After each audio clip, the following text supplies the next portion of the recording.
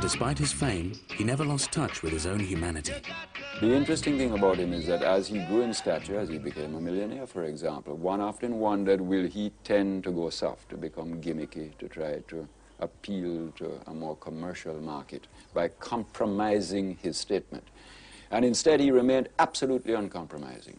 The range of his interests grew, so that he would sing of Zimbabwe as well as Trenchtown in Jamaica.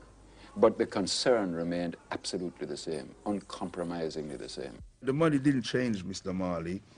I think that it changed the people around him. No matter how much money you may have, you're going to leave it anyway, so. He's not somebody that really worshipped money and things like that, or fame. I remember once he took the pair of jeans out of the washing machine and had lots of fivers, all in, and he didn't even know that his trousers pocket was got all this money in it, and just, well, you know, it didn't even matter to him.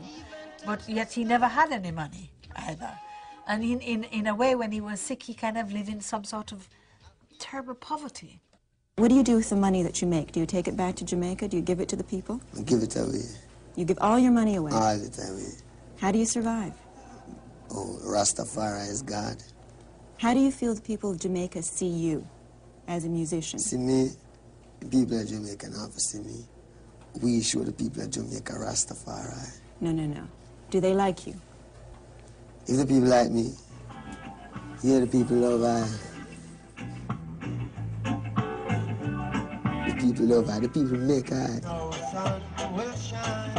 The influence which our father have on music is that him bring the people voice to the world, and to use music not only for make money or entertain, but for educate and enlighten people.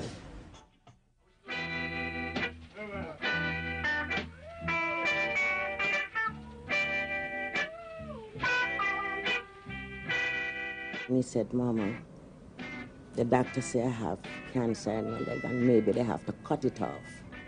I couldn't believe, you know. I said, what? He said, yes, but he said, why would you give me cancer?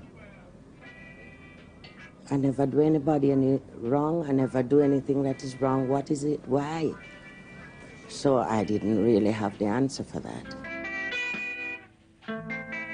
I could only say, who Jah love it, he chastise it. So, you know, whatever comes, we have to just face what is before us. He was limping, you know, he was hopping away on his bandaged foot. And obviously the first thing I said was, oh, what you done there? And he laughed. And that is the nearest he got to, he was basically saying that, well, look, you know, my foot, it's hurt. He must have known he was seriously ill, but he didn't, he wasn't even putting a brave face on it. He was genuinely sitting there, really chilled out, watching the Olympics on the TV with the sound off. And he was just very, very content. I always remember his last words, though. He grabbed hold of my hand, looked me in the eye, and this massive grin that he had, with a twinkling, warm grin. And he just said, everything cool. And that was it, you know. But just the way he said it, it was everything cool, you know.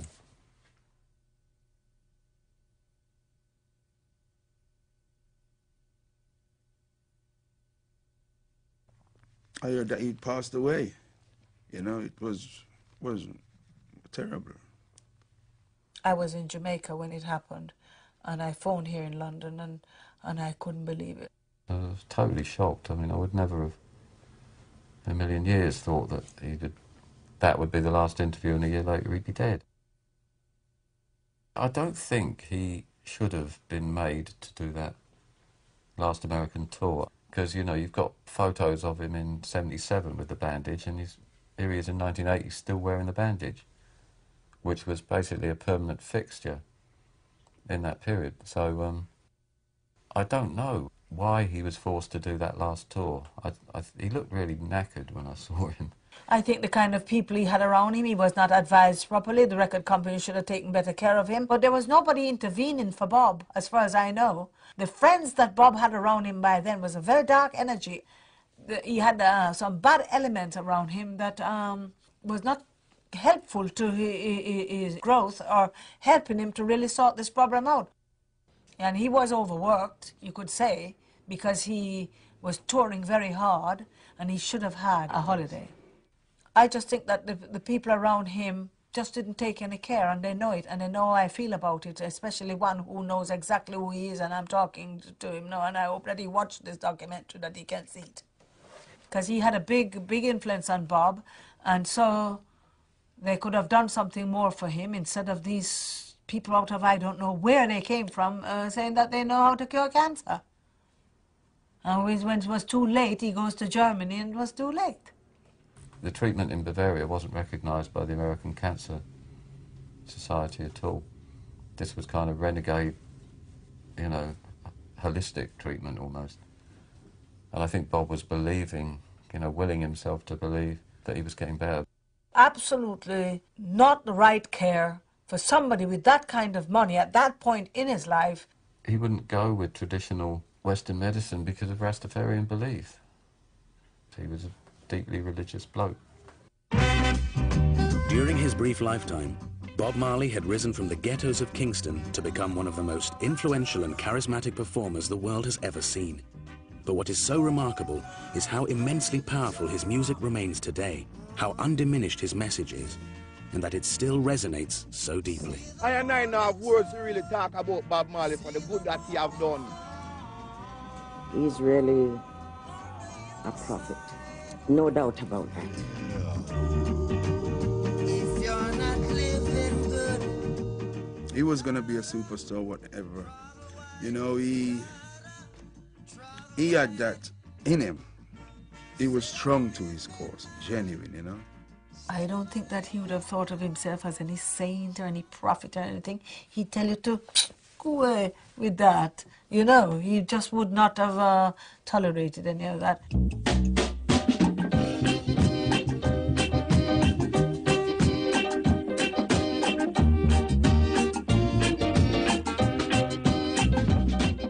Bob's one of the most influential figures of the 20th century. If he hadn't done what he did, the world would be a much poorer place. They have made him into a commodity. Now you can buy Bob Marley shoes on the internet or whatever it is, you know. He would have just been sick. Why is this bumpy and boring? I wanna know, Lord, I wanna know now. Spirit is spirit, and it's not something you can see or hold, you know, but you just feel. I can always feel him, because right now he's here. My father mean to me just being a father, really, you know, and a teacher. But he's a teacher through actions more than words. Bob had a lot more to offer. I think we only really saw the start of it. If he was still around now, I'd love to hear what he'd be doing.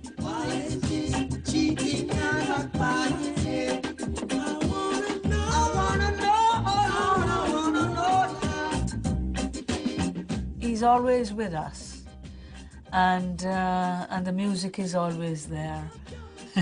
He's here to stay, really. I mean, would he have done Live Aid? You know, you can speculate, you can go on, you know, all you like, but I think if he'd have had another few years even, you know, just a couple, I think we would have seen a lot more of another side of Bob. His music, he did it from his heart and from his experience, you know. The fact he'd gone back to Africa, which is like the big thing that Rastafarians wanted to do, Bob was in a position to do it, and he was not only in a position to do that, he could go back to Africa and make a difference there. I think we didn't see a fraction of what he could have done. Basically, it was freedom and justice for all people, you know, especially for African people too. Freedom of Africa and justice of Africa. Yeah.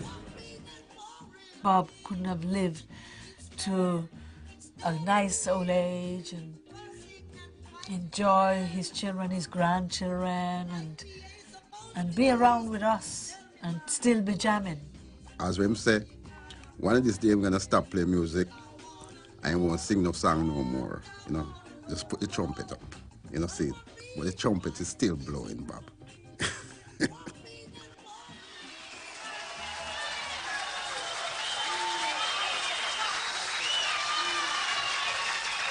Now, my name is Natty Dre. Natty Dre. Positive vibrations. Natty Dre. Positive vibrations. Natty Dre. Positive vibrations. Ja Rastafari. Ja Rastafari.